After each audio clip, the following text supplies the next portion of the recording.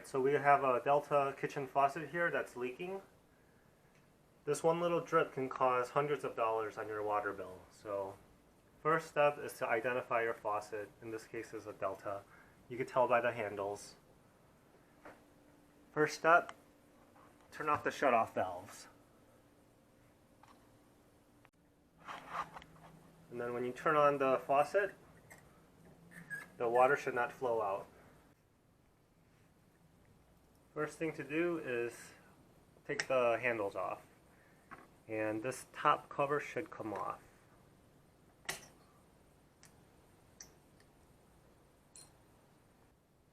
And then there's a screw in here that's holding the handle on, so you just unscrew it and lift off the handle.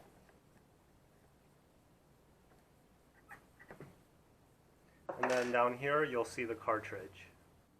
To take the cartridge off, you're going to just take some pliers or adjustable wrenches, or in my case some channel locks, and you're going to take this off.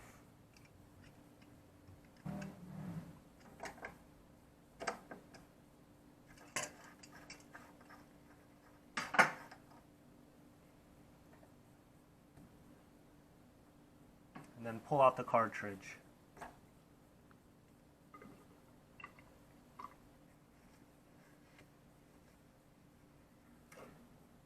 Now there's a couple of ways to go about repairing this.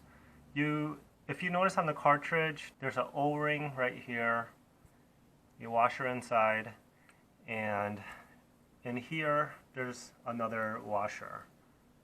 Now you could go ahead and take this cartridge, find the correct washers and O-rings, and rebuild this cartridge. But I found out that that's not 100% reliable. So even after you go through the trouble of repairing this cartridge, you'll still get a leak. So what I like to do is I just purchase aftermarket replacement parts. So this one says it's stem for Delta, hot or cold. So this comes with 5 cartridges. It has the O-rings already. You don't have to rebuild anything. You just take the old cartridge out and put the new cartridge in, and then you're done. So that's what I'll be doing today.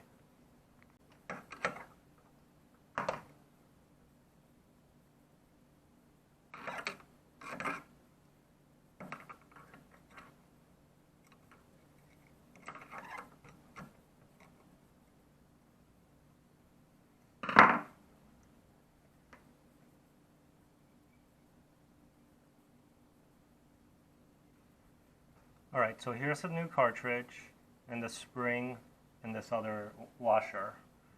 You'll notice the spring kind of has a taper to it. So the smaller diameter end goes into the rubber washer, like so. And then this together goes inside of here.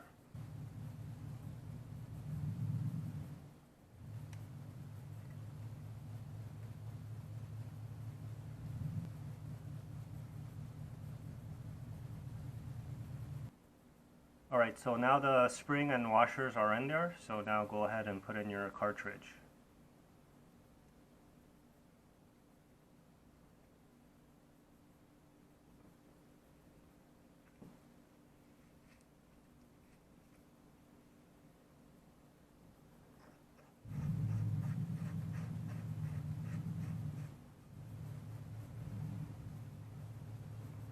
You just want to get this hand tight, and then use your pliers and give it an 1/8 to a 1/4 turn. There, that's good. And then put your handle back on, obviously.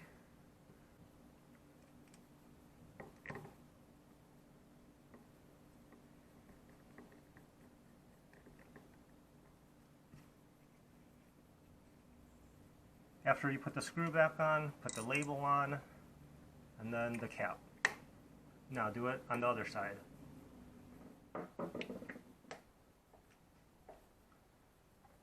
Alright, so that's all the work it took. It took about 10 to 15 minutes. Now it's time to turn the water back on and check for any leaks.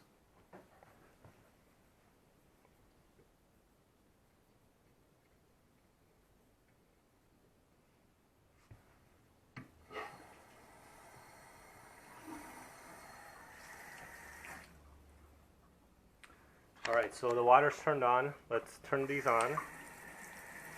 So the cold side works and the hot side works. So let's see if this will leak after we turn it off.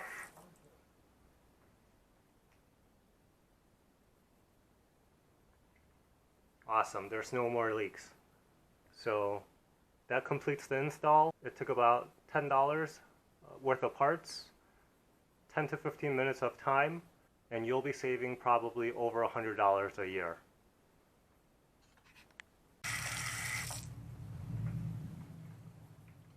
So let's take a look at what we replaced here.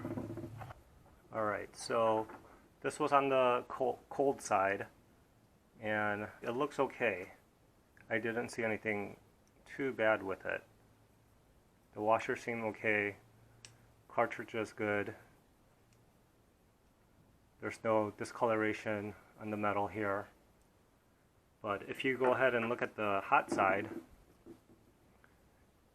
it looks a little bit different.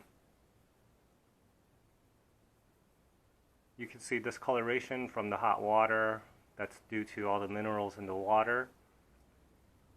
The washers, the O-rings, and all that look fine. But if you take a closer look at this washer and you compare it with the cold side, there's maybe a slight difference in height.